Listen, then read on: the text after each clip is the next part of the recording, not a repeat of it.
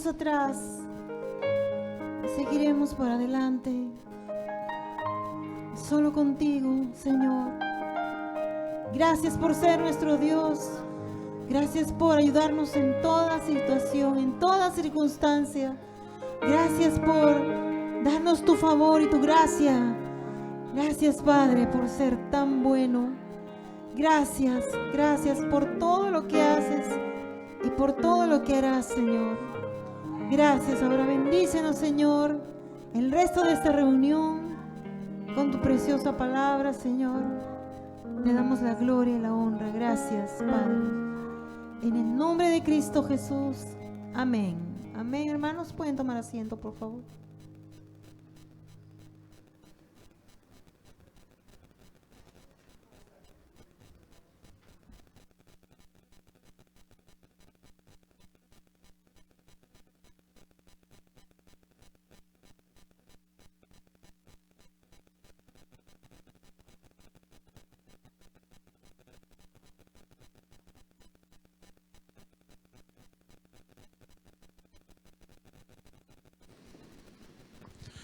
Buenas noches, hermanos. Buenas noches con todos. Que Dios los bendiga y bienvenidos a la casa del Señor. El día de hoy, jueves, como ya sabemos bien, tenemos el culto de media semana y por motivos de salud, la semana pasada no pude. Por más que quería, no pude estar presentes, no hicimos la lección que correspondía. Pero gracias al Señor, el día de hoy vamos a seguir. Como ustedes saben, estamos en la carta del apóstol Pablo a los Corintios. El capítulo es el capítulo 14.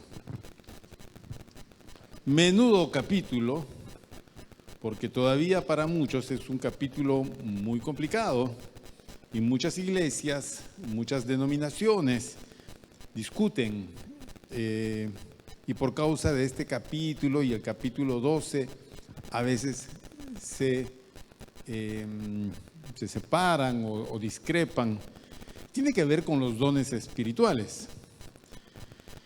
Hemos explicado qué son los dones espirituales, pero aquí la discusión o el tema se centra entre dos de ellos, que es el don de lenguas y la profecía. Antes de continuar, vamos a hacer una oración y empezamos nuestra introducción. Amado Padre, gracias te damos en esta noche. Gracias también por todos mis hermanos que están presentes. Gracias porque tú nos concedes esta oportunidad de estar juntos, de estar, Señor, delante de tu palabra, esperando que ella se abra ante nuestros ojos a través del entendimiento y la comprensión que tú nos vas a conceder a través de tu Espíritu Santo, el cual está con nosotros y en nosotros.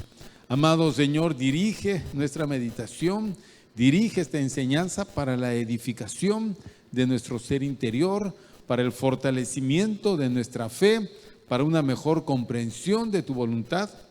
Así te serviremos y te honraremos como es debido, con toda aquella fortaleza y aquellos recursos que tú tienes reservado para nosotros.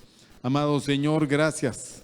Gracias por todos los presentes y por todos los hermanos que nos siguen y nos ven en la transmisión de este mensaje. Bendícenos, ayúdanos, guárdanos, enséñanos, Señor. Gracias por todo. Dejando en tus manos esta lección, en ti confiamos, en el nombre precioso de nuestro Señor Jesucristo.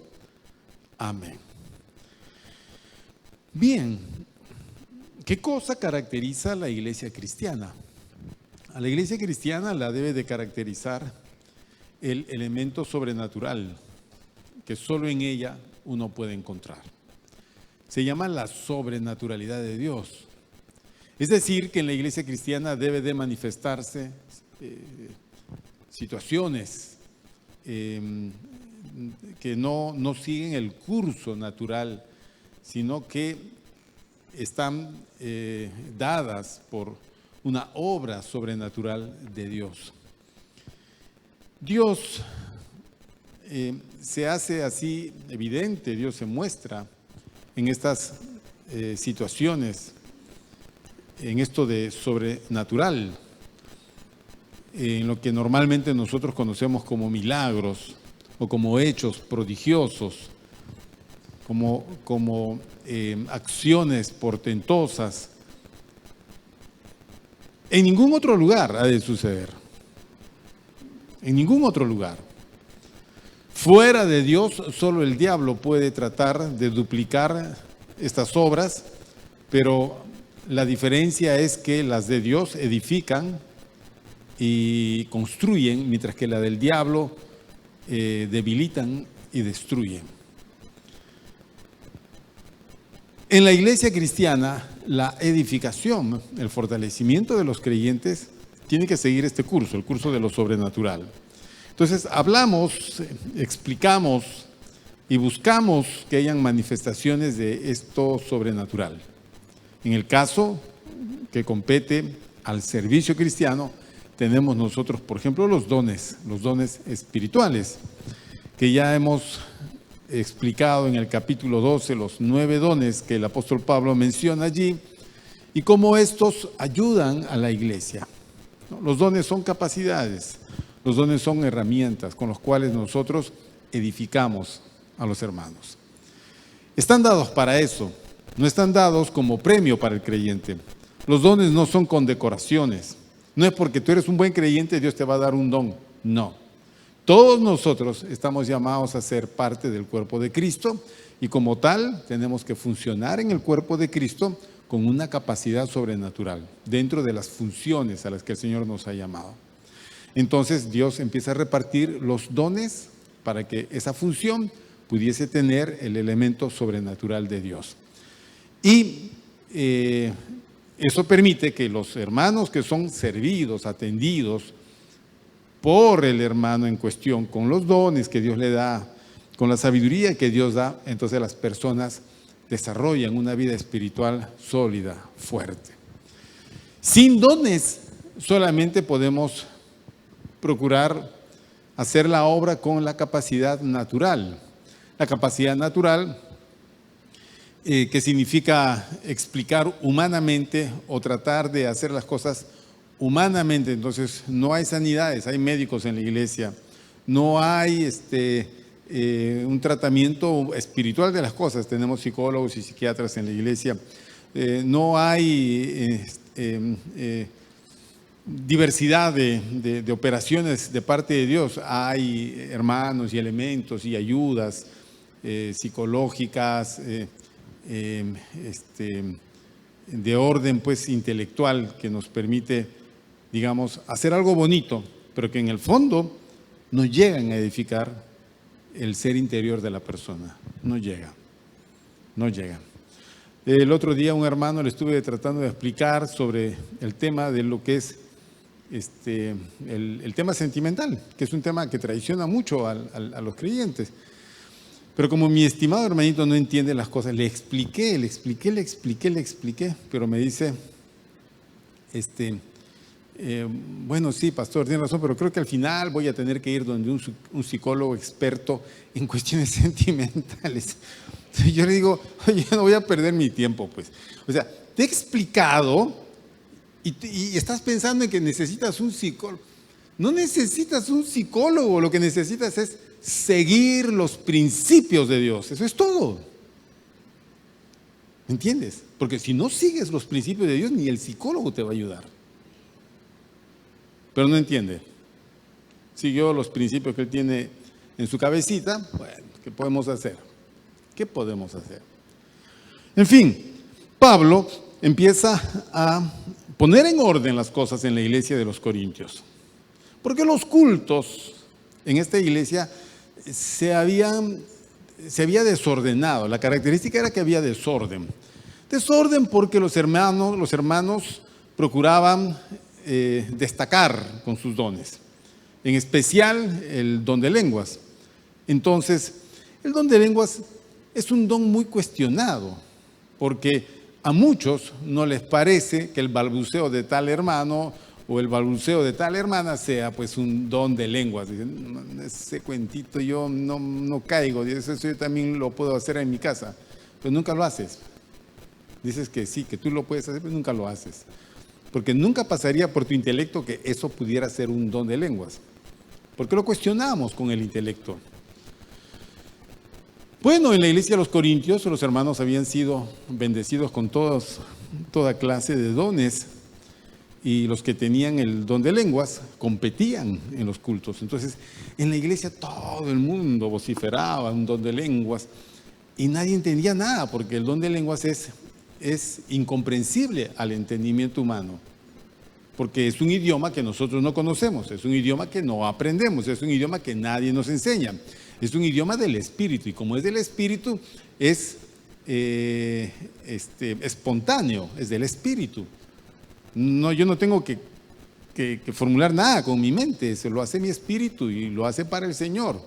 Es como el balbuceo de un niño. ¿Han escuchado ustedes tratar de hablar un niño de 2 añitos, 3 añitos? No habla un español perfecto, empieza a balbucear las palabras. ¿O no, hermanos? ¿Ah? Bien, claro. Entonces,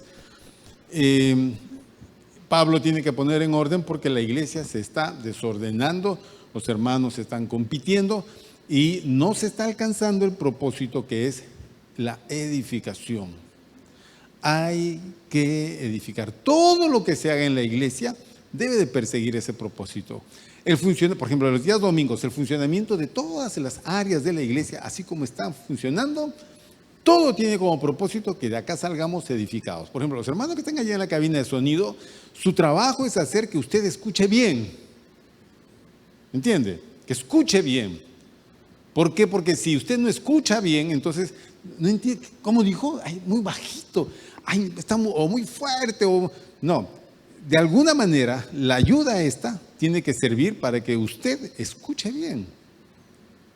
Bueno, en estos siglos no habían ayudas de este tipo, las congregaciones no eran tampoco tan numerosas, pero con todo, los hermanos tenían que esforzarse para poder hacer la predicación tan clara que los hermanos pudiesen escuchar y así entender.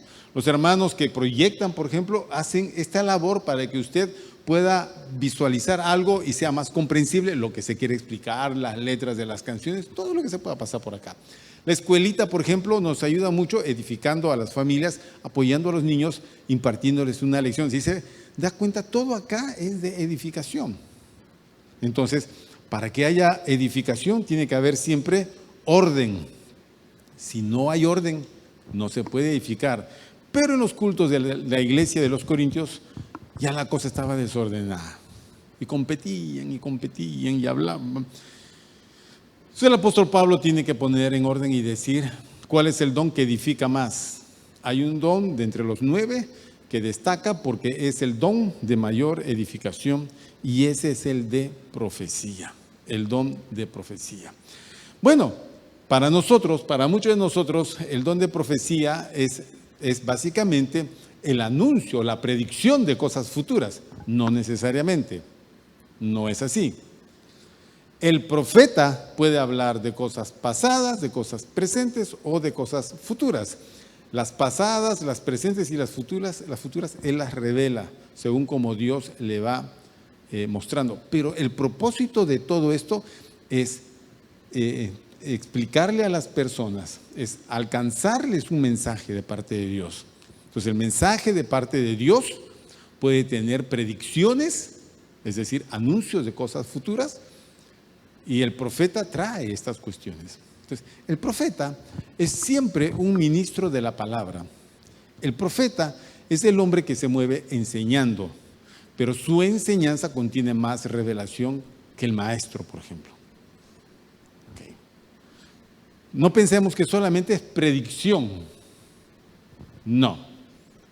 Involucra enseñanza, porque el profeta habla de parte de Dios. Entonces, el apóstol Pablo dice en alguna parte que vamos a leer que todos pueden profetizar, y eso es muy cierto. No significa que todos van a profetizar.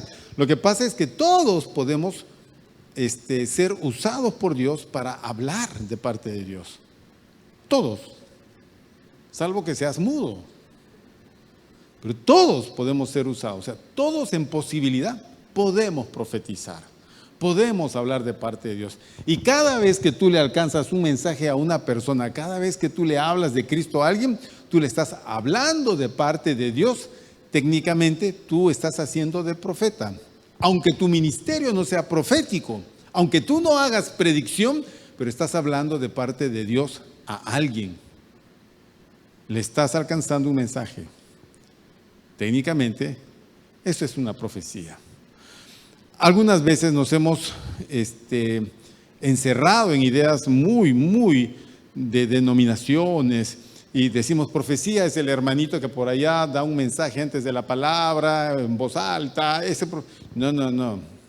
Todo mensaje en la iglesia siempre concierne al don profético, siempre. Bien, entonces Pablo les dice que el don de lenguas es un don que edifica a la persona, mientras que el de profecía edifica a todos los creyentes. Si yo hablo en lenguas y no hay interpretación, la gente no va a entender. Y si la gente no va a entender, entonces la gente no se edifica. Si no se edifica, ¿para qué están ahí sentados si no me entienden? No sirve, no es útil. El don de lenguas es un don que me edifica a mí porque viene de mi espíritu hacia Dios. Cuando este está acompañado por otro don que se llama interpretación de lenguas, entonces ese mensaje ya es conocido por todos porque el hermano interpreta esas lenguas. Si es que no hay este don, el que ora en lenguas debe de orar para él solo en su casa. Y en la iglesia, ¿qué debe de prevalecer? Profecía, siempre profecía. Bien, vamos a ir al texto porque esta introducción la hago siempre, la he hecho siempre, pero ya. Capítulo 14, versículo 20, vamos a avanzar hasta el 33. En la primera parte del 33. 20 al 33a. ¿Lo tienen, hermanos? Ok, leamos entonces, dice así. Hermanos míos, no seáis niños en el modo de pensar, sino sed niños en la malicia, pero maduros en el modo de pensar. En la ley está escrito, en otras lenguas y con otros labios hablaré a este pueblo, y ni aun así me oirán, dice el Señor. Así que las lenguas son por señal no a los creyentes, sino a los incrédulos, pero la profecía no a los incrédulos, sino a los creyentes.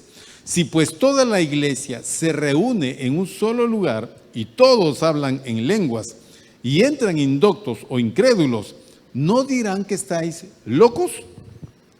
Pero si todos profetizan y entra algún incrédulo o indocto, por todos es convencido, por todos es juzgado.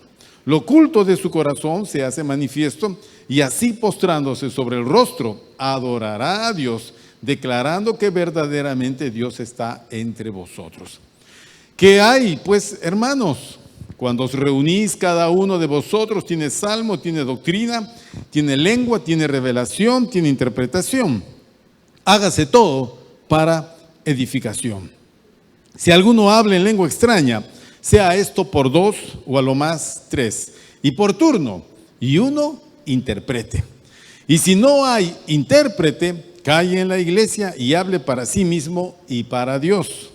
Asimismo, los profetas hablen 2 o 3 y los demás juzguen. Y si algo le fuere revelado a otro que estuviere sentado, calle el primero. Porque podéis profetizar todos uno por uno, para que todos aprendan y todos sean exhortados. Y los espíritus de los profetas están sujetos a los profetas. Pues Dios no es Dios de confusión, sino de paz. Amén. Bien, a ver, el apóstol Pablo ha utilizado lo que llamaríamos recursos didácticos para hacer o para explicar a los corintios acerca de las lenguas y la profecía. Él ha hecho comparaciones, por ejemplo, utilizando el sonido de los instrumentos, ¿no es cierto? Si el sonido incierto fuera dado, nadie entendería, nadie se prepararía para la batalla, ¿no es cierto? Si el vigía no da una palabra bien comprensible, nadie entonces se preparará para la batalla. El apóstol Pablo está tratando de explicar lo útil que debería de ser un don. Será útil cuando sea comprensible. ¿Ok? Pero centrándose en el tema de las lenguas y la profecía, hace aquí una explicación más extensa, porque al entender de Pablo, los corintios solo hacían sin entender lo que estaban haciendo, sin entender sus errores, sin entender la dimensión de cada don. Por eso cometían tantos errores mediante el desorden de sus cultos, haciendo mal uso y abuso de los dones, y en especial el de las lenguas, el de lenguas, dejando la edificación de lado. ¿Sí? Imagínense un culto, todos en lenguas, media hora, gritando y orando. Terminó el culto, nadie aprendió nada. ¿De qué se habló hoy? No hubo explicación, hoy todo fue en lenguas. Es decir, nadie entendió nada. Fuimos a la iglesia a orar en lenguas, pero no aprendimos nada. Y la doctrina, no hubo enseñanza. El pastor también se puso a gritar ahí como loco. Entonces el culto no edificó. No edificó. Ese fue el error. Y como tal, atentaba contra la edificación de la iglesia. Okay. ¿Y por qué hacían esto los corintios? Por jactancia, por demostrar. Quieren demostrar que ellos tienen más dones que otros, hablan más lenguas que otros. Van a jactancia, porque echan a perder con ello el precioso don de lenguas. Esto los llevaba a competir por una parte y dejar de lado la edificación de los oyentes por otra parte. Esto, dice Pablo en Corintios 13, es una falta de amor. Es una falta de amor. El procurar edificar a los hermanos es el resultado del amor. Estamos por amor, servimos por amor, nos esforzamos y hacemos todo esto por amor. Porque amamos a Dios y amamos la obra de Dios. Por eso rendimos tiempo, entregamos tiempo, sacrificamos tiempo. Y procuramos dar todo lo que Dios nos ha dado, lo hacemos por la regla del amor, porque amamos a Dios. Bien, ahora el apóstol Pablo se presenta con una exigencia. ¿Cuál? La del versículo 20. La de comportarse como gente madura, como cristianos maduros. Y los lleva a las Escrituras para que sus pensamientos sean guiados por la revelación de Dios. Dice así, versículo 20. Hermanos, no seáis niños en el modo de pensar, sino sed niños en la malicia, pero maduros en el modo de pensar. Bien, interesante porque lo primero que hace Pablo es darles un mandamiento, un mandato negativo. ¿Cuál? No seáis niños en el modo de pensar. Usted se habrá dado cuenta que hay personas que pensando son bien inmaduros. No son maduros, pueden ser mayores, pero su razonamiento es una demostración de inmadurez total. No son serios, todo el tiempo bromean, no puntualizan las cosas, no entienden fácilmente lo que se les explica, no lo retienen.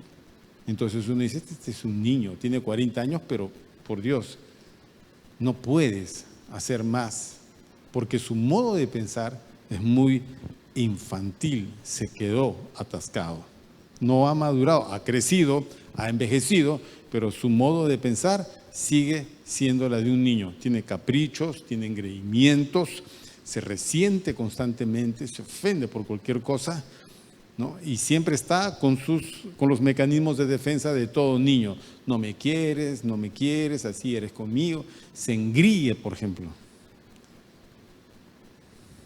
Es todo un problema. Es todo un problema. Y muchos somos así. Muchos. El apóstol Pablo dice, para estas cosas también hay que dejar el modo de pensar infantil. ¿Ok? Si tú quieres funcionar bien en la iglesia del Señor, tienes que ser un poco más maduro. Tienes que avanzar en madurez y dejar la inmadurez, el capricho. Por eso les da este mandato negativo: no seáis niños en el modo de pensar. Porque los corintios mostraban con persistencia que pensaban como niños. ¿Y cómo así? Hacían alarde de su don de lenguas. Y también despreciaban a aquellos que no tenían este don. Es como el niño que tiene un juguete y lo exhibe, y a todos los niños que no tienen juguete. ¿Han visto eso o no han visto? Los niños que tienen juguetes nuevos o más bonitos hacen alarde de sus juguetes. Y los que no tienen, los niños que tienen, lo exhiben a los que no tienen. Muchas veces menosprecian. Mi papá me regaló tal cosa. ¿Qué te regaló tu papá? No me regaló nada. Esto es parte de una conducta infantil. Los corintios hacían alarde de su don, y en especial menospreciando a aquellos que no tenían el don de lenguas. Bueno,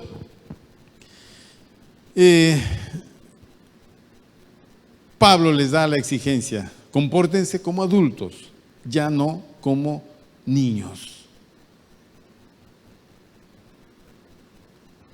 Si nos mantenemos en un modo de pensar infantil, vamos a tener un gran problema. Vamos a afectar la edificación de los hermanos. El niño siempre piensa en jugar. Siempre. Es raro el niño que se sienta quieto. Hay niños, por ejemplo, que he visto yo en algún momento, que vienen con sus papás, se sientan ahí en esa silla y están todo el rato mirándome. Y yo que estoy compartiendo digo, ¿me estará entendiendo este chiquito? Y puede que sí, hasta donde su capacidad le puede dar. Otros niños están pensando en, me voy al patio, papá, ya me aburrí, el pastor Ángel aburre. Lo que quieren ellos es jugar porque pues, están en la edad del juego. Pero otros niños prefieren quedarse quietos. Bueno, en el caso de los niños, pues, pero en el caso de los adultos, a veces estoy compartiendo y hay dos adultos sentados por ahí y están hablando, y se están riendo, están hablando, se ríen. Yo acá digo, este par de niños de 40 años que se sentaron allá atrás.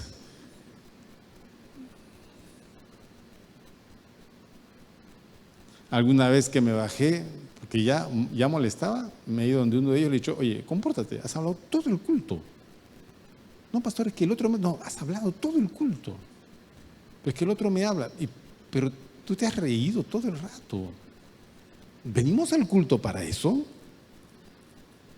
Es una hora lo más, en que yo tengo que aprovechar, porque después voy a tener hasta el día domingo, si es que el sábado voy a mi célula, bueno, gracias a Dios, sino hasta el domingo, y de ahí hasta el otro jueves. Si yo no aprovecho hoy, no voy a mi célula y el domingo me quedo dormido y vengo al culto, me mandé hasta la otra semana en vacío, en blanco.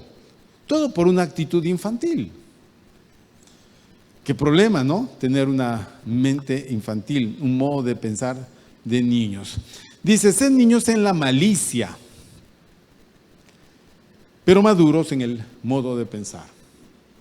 Sed niños en la malicia, pero maduros en el modo de pensar. Y aquí viene en el versículo 21 una situación muy peculiar que vamos a tratar de explicar. Espero que no se me queden atrás. Dice el apóstol Pablo, hace una cita del Antiguo Testamento. Dice, en la ley, en el Antiguo Testamento está escrito, y cita así, en otras lenguas y con otros labios hablaré a este pueblo, y ni aún así me oirán, dice el Señor. ¿Ok? Los lleva a un texto de Isaías 28. Isaías 28. En la ley está escrito, en otras lenguas y con otros labios hablaré a este pueblo, y ni aún así me oirán. Fíjese que el apóstol Pablo en su carta a los Corintios más o menos tiene 17 citas del Antiguo Testamento. De esas 17 citas, 6 son del libro de Isaías. Esta de acá es una cita muy peculiar, porque en principio el apóstol Pablo hace una paráfrasis de lo que dice Isaías 28. ¿Qué cosa es una paráfrasis? Una paráfrasis no es una cita textual de lo que dice, sino es una cita ya comentada por él, adecuada por él. Respetando el sentido, utiliza otras palabras. Es como que yo voy a parafrasear Romanos 8:28, ¿ok? Romanos 8:28 dice, y sabemos que a los que aman a Dios todas las cosas les ayudan a bien. Esto es, a los que conforme a su propósito son llamados. Bien, esa cita yo la puedo parafrasear. Hermanos, como entendimos muy bien por lo que el apóstol Pablo nos dice, que en toda situación, cualquier cosa que nos pase, todas ellas nos conducirán a situaciones muy provechosas porque Dios así lo destina para aquellos que Él llama. Estoy parafraseando un texto, no lo he dicho literalmente, lo he parafraseado. Tú puedes encontrar Biblias, como Reina Valera, por ejemplo, que es literal. Y puedes encontrar otras Biblias que son paráfrasis. Hay veces que la paráfrasis ayuda a entender el sentido, pero hay que respetar lo literal también. Yo prefiero lo literal. Y me apoyo en algunas ocasiones en una paráfrasis para entender un poquito. Bien. Acá Pablo les parafrasea un texto de Isaías.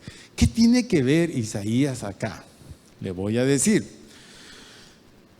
Este texto pertenece a una sección del libro de Isaías, el profeta Isaías, en la que él tiene una situación de oposición con sacerdotes y profetas dados al vino, borrachos.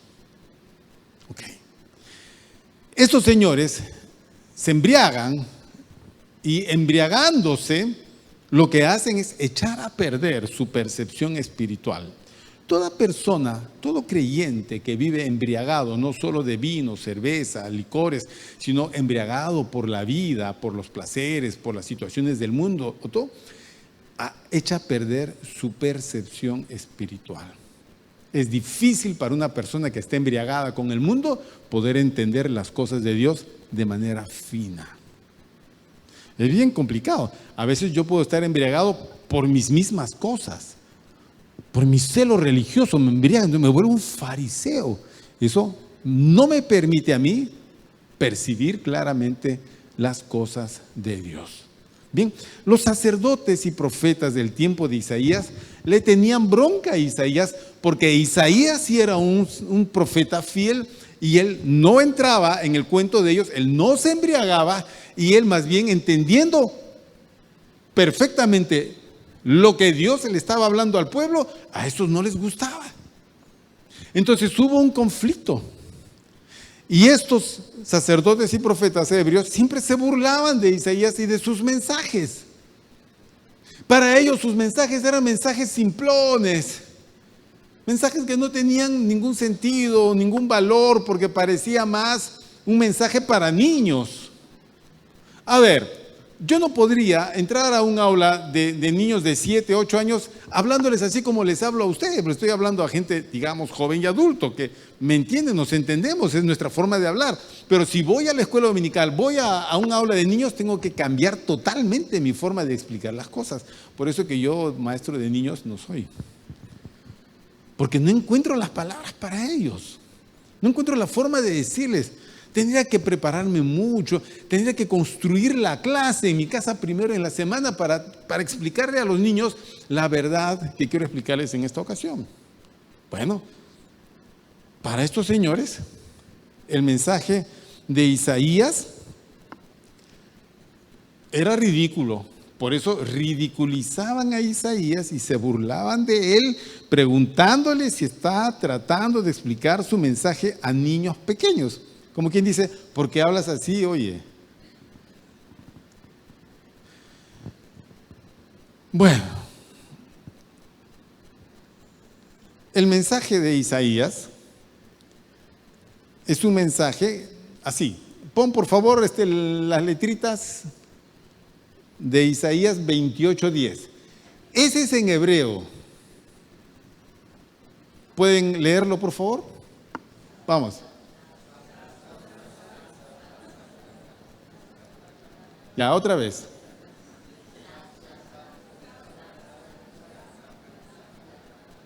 Otra vez. Más rápido.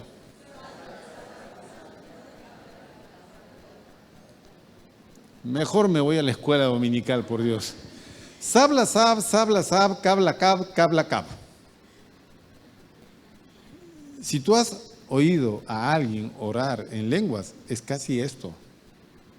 Es un balbuceo, es una repetición de sílabas que para ti no tendrían sentido. Pero ¿sabes lo que dice allí? Allí dice esto, dice, mandamiento tras mandamiento, mandato sobre mandato, renglón tras renglón, línea tras línea. Isaías 28:10. Nosotros cuando escuchamos a alguien orar en lengua decimos, ay, ya viene el momento con su ta ta ta ta ta ta ta ta ta ta ta ta ta ta. Ay, ¿a quién va a engañar con eso? ¿A quién va a engañar? Es que no se trata de cómo lo entiendo. Para mí puede ser inteligible, como esto. Sabla sab, cabla cab, cabla cab. ¿Qué cosa he dicho? Isaías 28:10. ¿Cómo sabes tú que el hermano que está orando en lenguas está citando el Salmo 133? No lo sabes. No lo sabrías nunca porque tú no sabes hebreo. Lo puede estar diciendo en un idioma tan antiguo como un idioma no humano, sino angelical. Es que las lenguas, mis queridos hermanos, es prácticamente un balbuceo a nuestros oídos. Y nosotros no debemos de menospreciar cuando alguien está orando en lenguas, porque cometeríamos el error de aquellos sacerdotes y profetas que se burlaban de Isaías, porque Isaías utilizaba un lenguaje demasiado infantil. Hay que tener mucho cuidado con nuestras apreciaciones y nuestras críticas. Cuando algún hermano ora en lenguas a tu lado, tú solo da gracias a Dios, porque las lenguas como don no se aprenden. No hay un seminario para hablar en lenguas. No existe clase 1, clase 2, clase 3. Lenguas 1, lenguas 2, lenguas 3. No hay. Tú en el seminario puedes estudiar griego 1, griego 2, griego 3 y griego 4. Son los 4 griegos que vas a estudiar, 2 en el bachillerato, 2 en la maestría. Vas a estudiar hebreo, hebreo 1 y hebreo 2. Te retaría que los estudies. Realmente, el día que aparezca en el curso de idiomas, pregúntale a la secretaria cuándo hay curso de idiomas, porque tú quieres conocer cómo es el mundo del idioma antiguo de la Biblia. Es maravilloso, pero te topas con que te borraron en la pantalla. Te topas con esto, ¿no? Claro, está escrito en castellano. ¿Ok? Y uno dice, pero ¿cómo puede decir allí todo lo que usted ha dicho acá? Bueno, es que escrito en castellano ya se desvirtuó el idioma. En principio, en el hebreo no se lee de izquierda a derecha, se lee de derecha a izquierda. En segundo lugar, el alfabeto, el alfabeto hebreo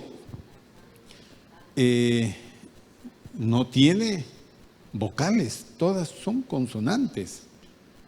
Y las vocales son signos, son puntitos que le fueron añadidos porque antiguamente los judíos cuando escribían, ellos escribían puras consonantes y ya entendían por una cuestión de uso del idioma lo que cada una de esas palabras dicen, pero como se hacía muy problemático el aprender un idioma de esa manera, más o menos en el siglo V después de Cristo, un rabino ideó el sistema de vocalización hebreo, que son puntitos y rayas que se van poniendo, y maravillosamente con todo eso se logra distinguir la diferencia de las palabras y sus significados. Un idioma maravilloso, complicado. Sabla sab, sabla sab. ¿Qué más dice? Cabla cab, cabla cab. ¿Qué significa? ¿Qué significa? ¿Ah? Significa mandamiento tras mandamiento, mandato sobre mandato, renglón tras renglón, línea sobre línea. Era lo que Isaías estaba enseñando. Los israelitas, los profetas, se burlan de Isaías porque vino con un mensaje de Dios expresado en un hebreo sencillo y claro. La profecía de Isaías, como ellos se burlan de él y de su mensaje, ahora Isaías les da un mensaje y les va a decir que pronto va a venir el ejército asirio y se los va a llevar. Un ejército que habla un idioma extranjero, que para ellos va a ser como un idioma de tartamudos. No lo entenderán. Mejor es que entiendan este idioma sencillo de niños, les dicen, antes que lleguen los años en que tengas que oír un idioma muy difícil y muy complicado. Una situación de conflicto en la historia de Israel, de donde Pablo toma para decirle a los hermanos corintios acerca de las lenguas, versículo 22, vamos a leer, 22, dice, así que las lenguas son por señal no a los creyentes, sino a los incrédulos, pero la profecía no a los incrédulos, sino a los creyentes. Bien, lo que pasa es que en un culto cristiano, tú vas a tener, por ejemplo, un domingo, vas a tener personas creyentes y van a haber invitados, personas que no son creyentes. ¿Bien? Porque el culto es abierto. Esto no es una secta que se oculta y solamente los iniciados en esta secta pueden asistir a las reuniones. No, está abierto. Pueden entrar. Alguna vez pasa alguien, se detiene en la puerta, habla con el ujier y luego entra. Le preguntará, ¿puede entrar? Claro, pase. Y luego pasa, se sienta allí, está todo el rato escuchando y ya cuando siente que es el final, se para y se va, como diciendo, mejor me voy. ¿Algo escuchó? Obviamente si compartí en castellano, en español, escuchó algo. ¿Entendió algo? Lo que Dios le permite entender. No fue una casualidad, Dios lo trajo, Dios tocó su corazón, procedió él con responsabilidad de entrar, escuchó lo que escuchó y luego se fue. Lo que pase después de eso es una cuestión entre Dios y él, y a nosotros le perdemos la pista. Pero escuchó algo, ¿me entiendes? Eso es lo importante, escuchó algo que no va a escuchar en ningún otro lugar.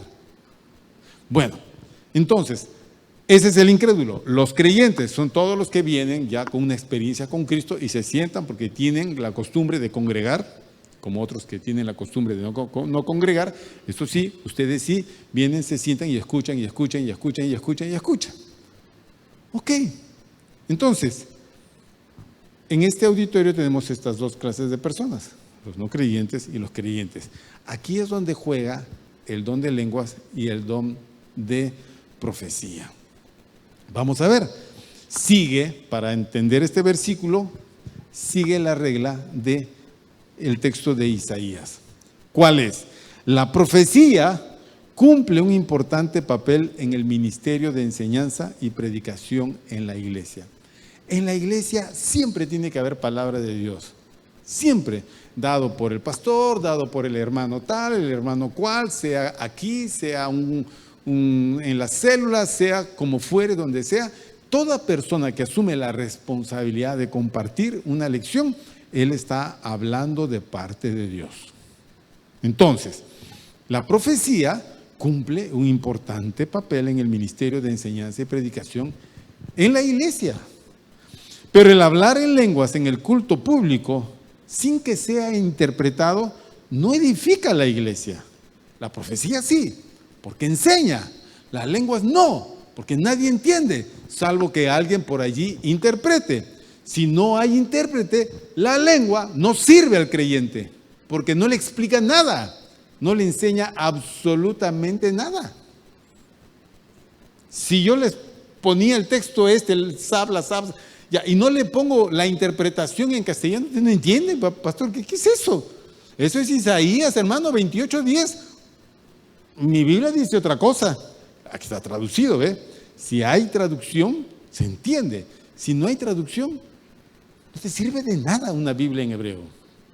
Bueno, así Pablo recomienda la profecía, a fin de que por su claro mensaje el incrédulo sea convencido de pecado y abrace la fe en Cristo. Se sentó, vino por primera vez un invitado, vino la enseñanza, algo de esta enseñanza tocó su corazón y cuando se hizo un llamado, la persona decidió, se paró, vino hasta acá adelante y entregó su vida al Señor. ¿Viste cómo la profecía cumplió?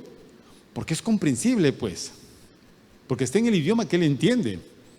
Y esperando que Dios lo haya tocado, comprendió lo que tenía que comprender y dio respuesta a su entendimiento, saliendo, dando el paso de fe de entregarle su vida al Señor.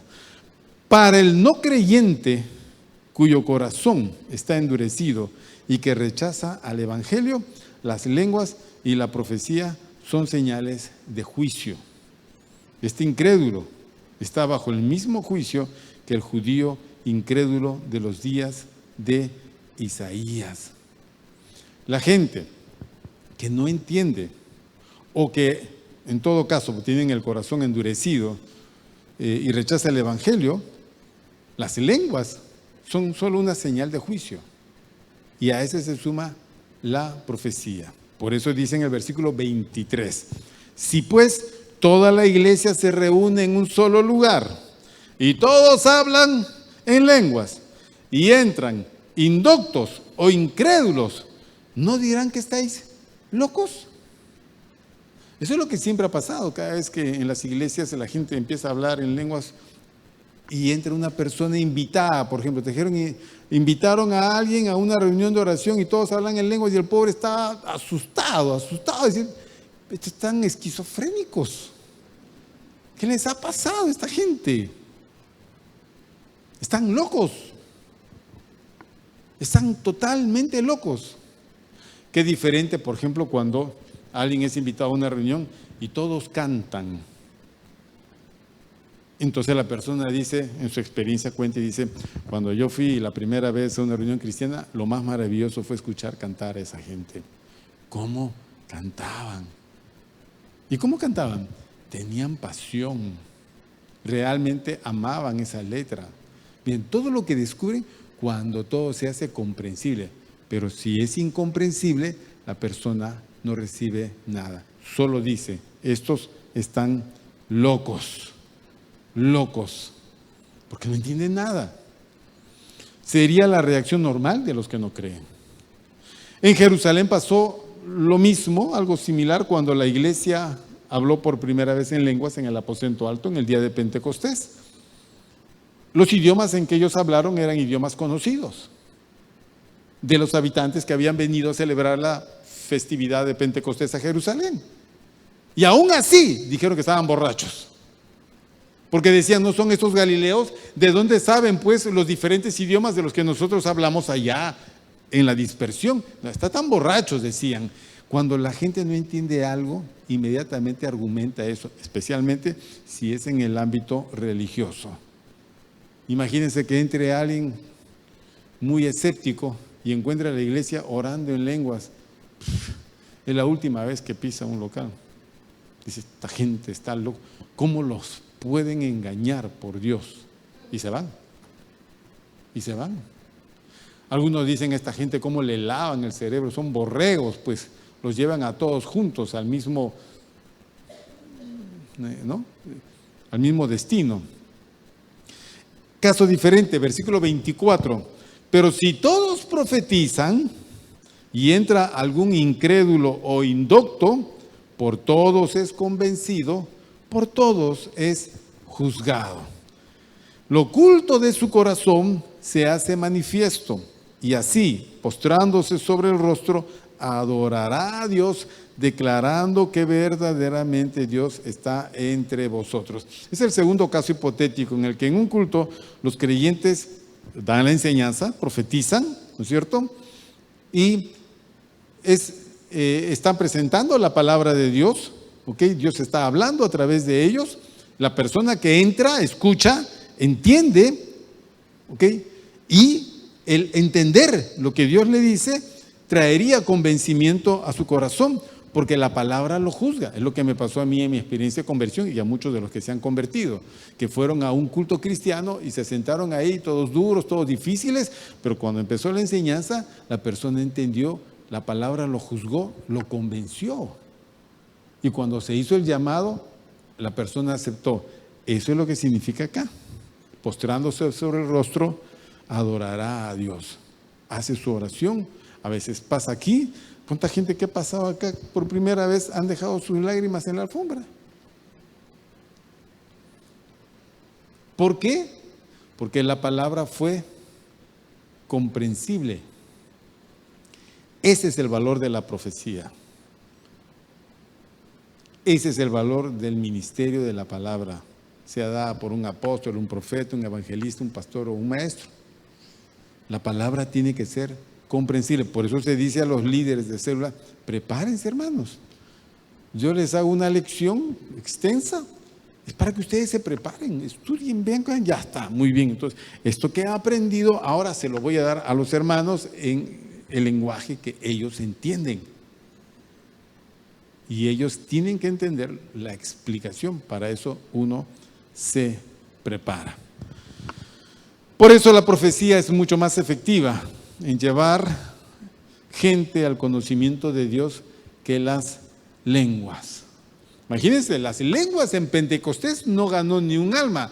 Lo que ganaron almas fue la predicación de Pedro después de las lenguas, cuando la gente dijo, estos están ebrios. Pedro tuvo que salir y dijo, varones, hermanos, oídme todos. Estos que están acá no están ebrios porque es muy temprano, son apenas las 9 de la mañana. Lo que aquí ha sucedido es lo que dijo el profeta Joel acerca del derramamiento del Espíritu Santo, que en los postreros días, bien, escúchenme todos ustedes, bien, Jesús Nazareno, varón aprobado por Dios, que vos, así que ustedes crucificaron al autor de la vida. O sea, una cosa es que te digan las cosas y que tú las puedas entender en el idioma que puedes entender. Las lenguas no evangelizan. Las lenguas es adoración a Dios. La profecía es la que convence al corazón. Bueno, por eso Pablo le dice a los corintios, hermanos, entendamos esto, ¿no? Entendamos.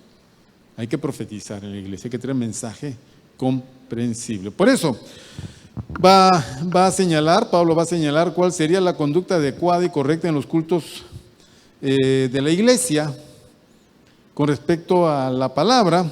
Versículo 26 dice, ¿qué hay pues, hermanos? ¿Qué hay pues?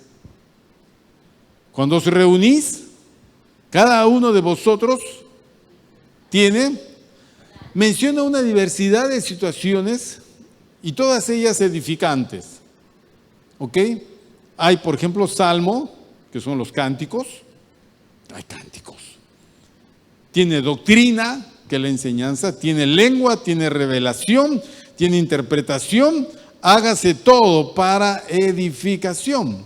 Todo lo que haya en la iglesia tiene que estar marcado con ese propósito, edificar. Edificar. Entonces, todas las acciones en la iglesia deben de ser edificantes. Toda palabra que se dé en la iglesia tiene que ser edificante. Para eso, todo tiene que estar normado con un orden. Orden. ¿Ok? No puede haber desorden. Para que haya beneficio espiritual, tiene que haber orden. Y fíjese que Dios ha hecho las cosas, todas, con un orden. Le pone un propósito y todas tienen que desarrollar un orden, el orden establecido por Dios. La alteración del orden divino genera, obviamente, el desorden. En el desorden hay pérdida de propósitos. Pérdida de propósitos.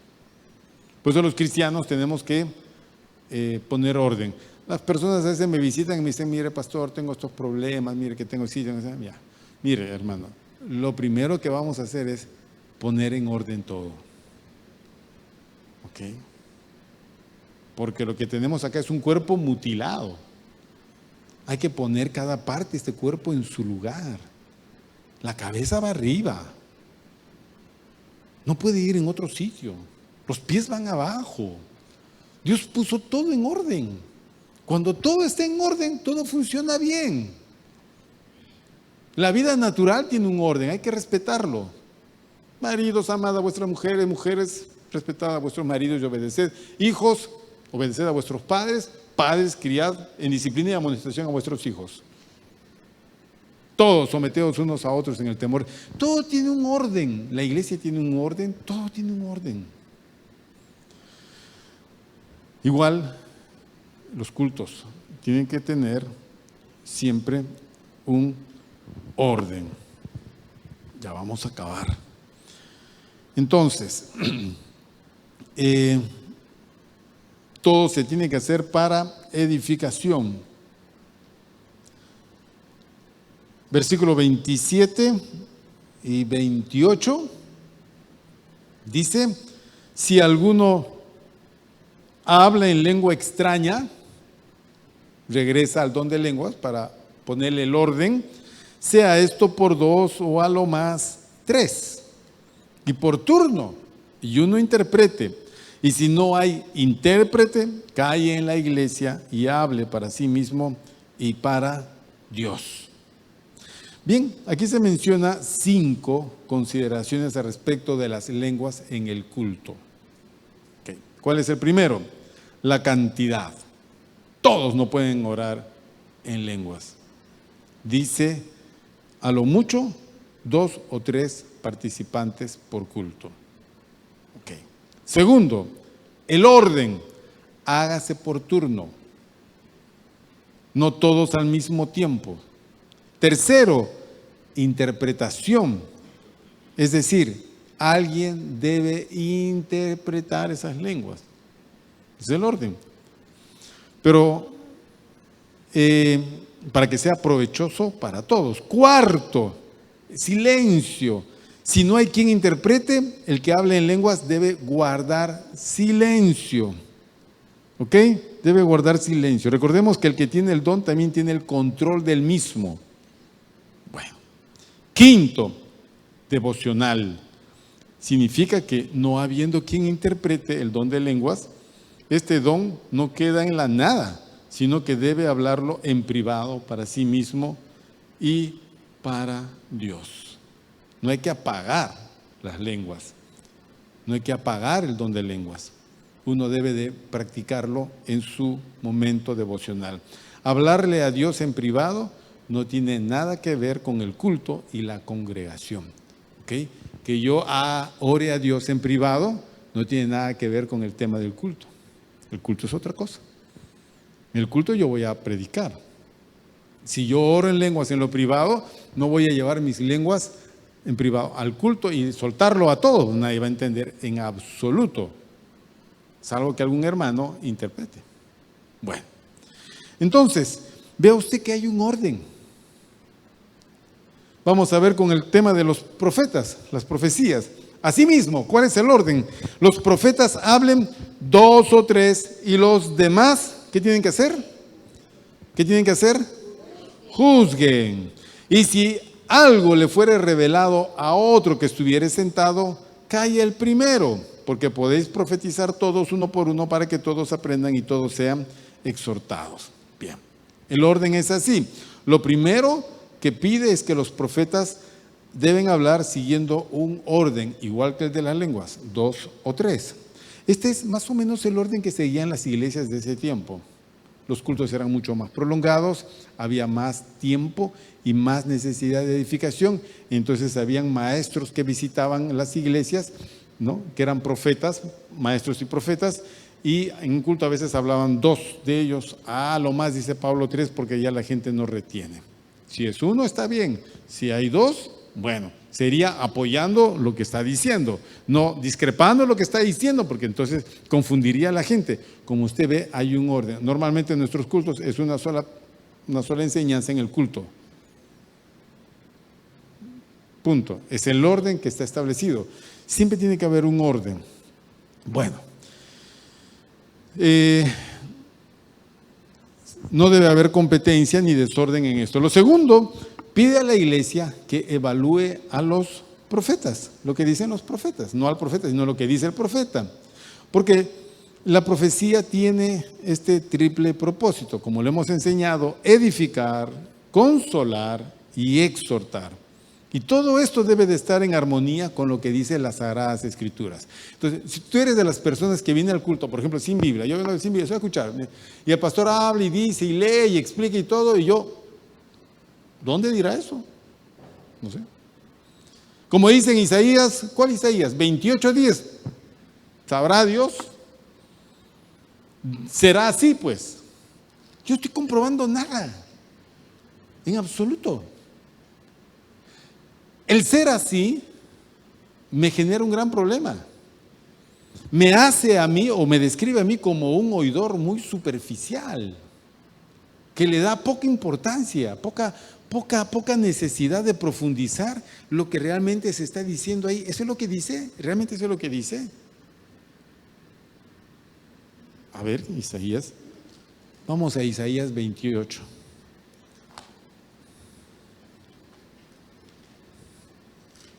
Isaías 28. Y usted puede hacer esto en su casa también, puede separar, puede anotar en un papelito, revisar Isaías 28, comprobar lo que dice el pastor Ángel sobre los profetas ebrios y su bronca con Isaías, el asunto de los tartamudos y de los niños y de línea tras línea y renglón tras renglón, lab kasab y no sé qué cuantitos. Lo puedes anotar y en tu casa lo puedes revisar. 28 dice: ay de la corona de soberbia de los ebrios de Efraín y de la flor caduca de la hermosura de su gloria, que está sobre la cabeza del valle fértil de los aturdidos del vino. Como usted ve, el hebreo es muy poético, es muy, se llena de simbolismos en su explicación. El griego no es así, el griego es mucho más directo.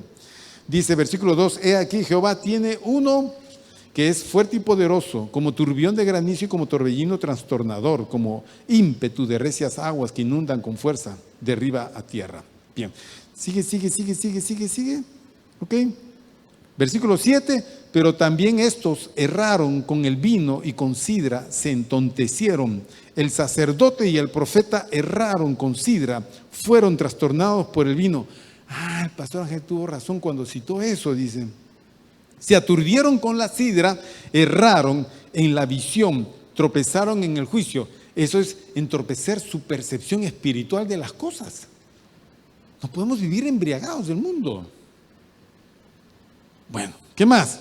Porque toda mesa, dice, está llena de vómito y suciedad hasta no haber lugar limpio. ¿Qué problema eso de vivir embriagado de la vida, embriagado de los placeres, embriagado del dinero, embriagado de cualquier cosa? Hace que todo mi entorno se vuelva como si fuera, perdonen ustedes, mesa de borrachos. Donde dice acá está llena de vómito y suciedad. No hay otra cosa en la vida de un borracho. Versículo 9. ¿A quién se enseñará ciencia? ¿O a quién se hará entender doctrina? ¿A los destetados? ¿A los arrancados de los pechos? Porque mandamiento tras mandamiento, mandato sobre mandato, renglón tras renglón, línea sobre línea, un poquito allí, otro poquito allá, porque en lenguas de tartamudos y en extraña lengua hablará este pueblo. Es una referencia a esto, a las lenguas, a los cuales él dijo: este es el reposo, dad reposo al cansado, y este es el refrigerio, mas no quisieron oír. Bueno, la palabra pues de Jehová les será mandamiento tras mandamiento, mandato sobre mandato, renglón tras renglón, línea sobre línea, un poquito aquí, otro, etcétera, etcétera. O sea, lo que con esta lectura estamos haciendo, estamos corroborando la explicación que yo les di de 1 Corintios 14, cuando cité Isaías 28, 10. Bien, un oyente noble corrobora que las cosas sean así. ¿Entiendes? Es así. ¿Sabes cómo es? Es como el buen estudiante que cuando el profesor explica algo en el colegio, en la casa repasa y verifica que es así. Cuando viene el día del examen, para él no le es desconocido nada. En cambio, el niño juguetón que solo está pensando en la salida y en el kiosco para comprar algo, escucha mal y cuando llega a la casa no hace nada, y luego cuando llega el examen no entendió nada. Nada. Lo olvidó. Tiene que plagiar nomás. No le queda otra cosa. Regresamos a Corintios 14. Entonces, ¿qué es lo que tenemos? Lo que tenemos es que uno tiene que evaluar, corroborar lo que se enseña en la iglesia, las profecías, las enseñanzas, los mensajes tienen que ser corroborados.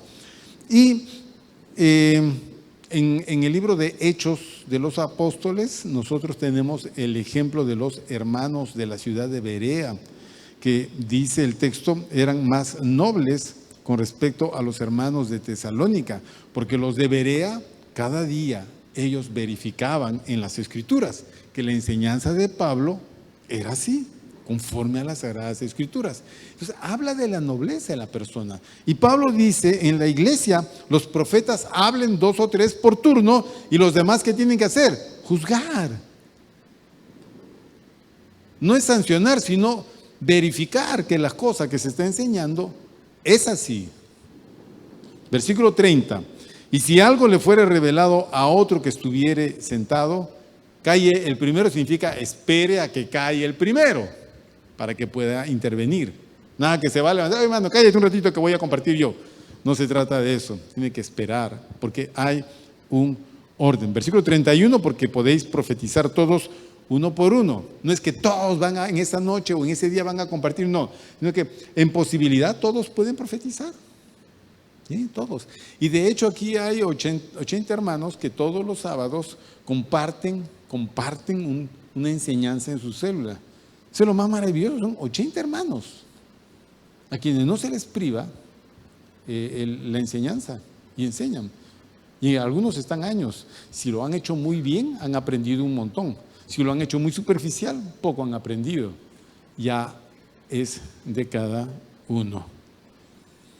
Porque podéis profetizar todos uno por uno para que todos aprendan y todos sean exhortados, edificados. Y los espíritus de los profetas están sujetos a los profetas. ¿Ok? Pues Dios no es Dios de confusión, sino de paz. Esto quiere decir que los dones espirituales que Dios repartió a todos los que ha llamado, especialmente a los profetas, ¿no? Está bajo el control de las personas, así como sus mismas personas. Es decir, si Dios me dio un don a mí, yo tengo ese don bajo mi control. Si yo quiero, lo pongo ahí, lo desaparezco de mi vida, no funcionó nada, ahí lo tengo tirado, es una herramienta que está botada por allá, o lo puedo poner en acción y yo controlo esto. Nadie, no hay profeta que no pueda controlar. No se acepta en el Evangelio esos dones que controlan a las personas. Esas personas que empiezan a hablar incontrolablemente. No.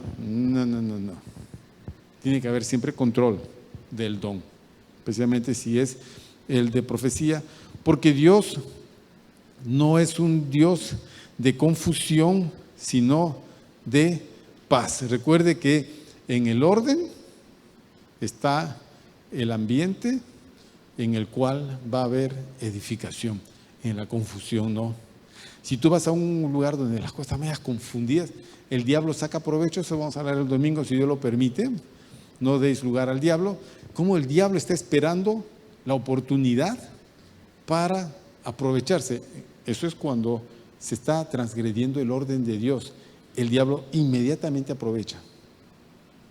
¿Qué es lo que hizo Eva y Adán en el huerto del Edén?